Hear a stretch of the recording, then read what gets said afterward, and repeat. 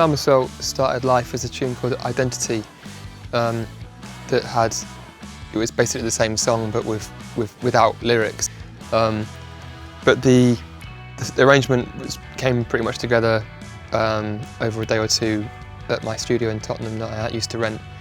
And Steve came down to play bass on the demo as well. It was the same time, early to mid 2016, as the whole Brexit thing was starting to happen. Nothing really seemed to fit until Boris Johnson got appointed as Foreign Secretary, and then then it all came into place, because it was just this sort of buffoon, like making a massive idiot of himself on the world stage, and that is the Charm Assault in the lyrics. You played that quite differently to how it ended up being recorded. Well, certainly I did as well, so I didn't really know what I was going to be doing with that song. I mean, I was just sort of playing the chords.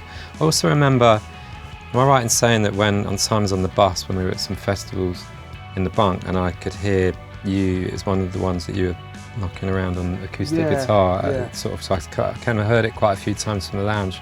I remember when we were getting into new writing, saying what happened to that tune. Was it that one? It was that one, yeah. Yeah. Then into the studio, I didn't really know, because I kind of was quite obviously thinking about the lyrics, singing and stuff like that, but then I didn't really know what to play with guitar. But then Errol was a great help with that, because when I kind of went out to start trying to work out what to do to try and add some sort of different dynamic to it, there's a pedal that I came back to a lot called Big Sky, which is basically like having Robin Guthrie in a box, very sort of ambient, kind of open sort of sounding pedal, and it seemed to be every time I went to that, then I'd get the thumbs up from Errol in the control room, which affectionately got known as called the Badger sound, and still to this day I don't know what that is, and we possibly never will, but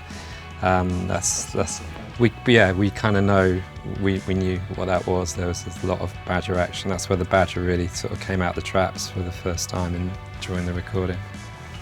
But that was the first song we recorded as well. It was the band and Errol feeling each other out. What's Errol going to bring to this? And Errol probably thinking, what the hell have I let myself in for? Errol was never afraid to try things out and experiment.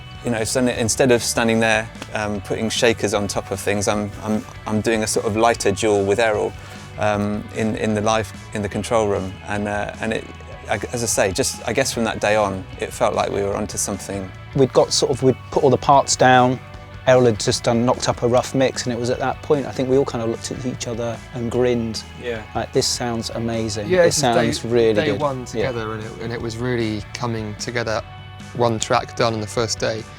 And just another note on what Errol brought to it. I really like the way that at the end of the song it finishes on this repeated one chord, which we play live. Actually we recorded it live as a repeating thing. But for the guitar, the lead guitar, Errol sort of like just took one and just kind of duplicated the same one over and over, just to give it that sort of machine-like thing that makes it. It's almost like rock music done with an electronic headspace, which I think is a good way of describing Errol's approach. It's not like he brings electronics and brings synths, it's more like he treats a rock band as if it was a sort of a synth.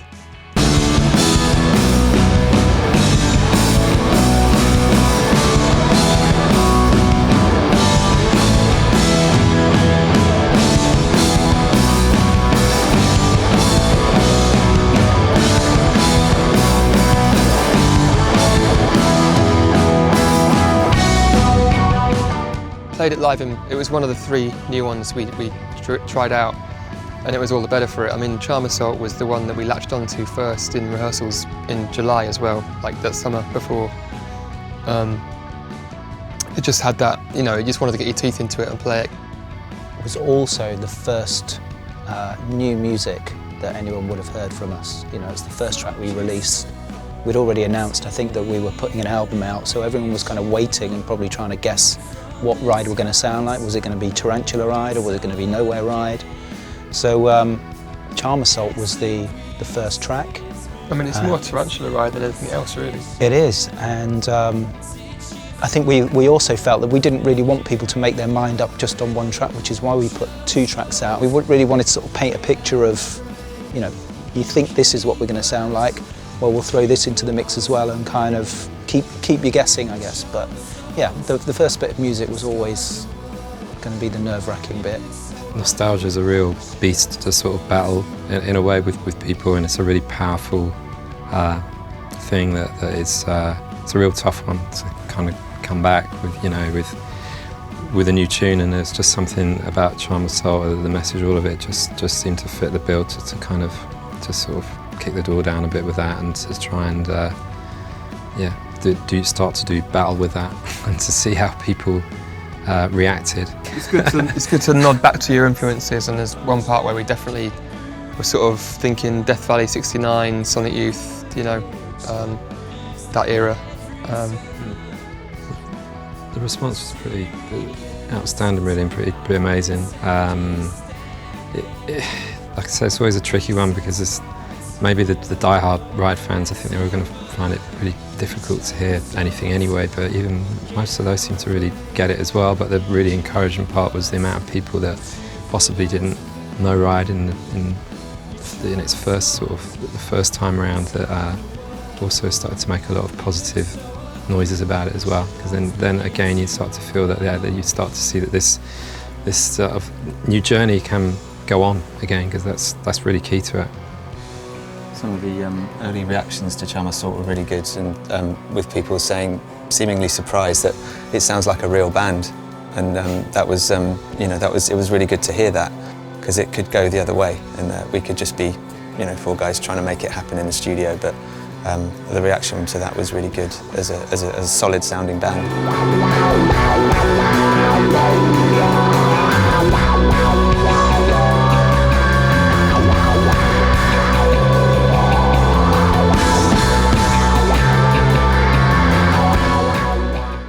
And of course, this is the first time we released a record into the sort of social media world as well. I mean, Ride records before that didn't really exist. I mean, mobile phones were just, not to make us sort of too old here, but like mobile phones were just sort of coming into play, you know, back in the day. So that's a whole another new world to sort of get your head around as well, and to sort of, it's good because in a way you're seeing, I think back in the day you got an initial response maybe from music press, and then people, you kind of heard a bit about people through the grapevine and the thoughts on stuff, but this was really direct. You kind of quickly knew and could see a lot of what it meant to people and what it was doing.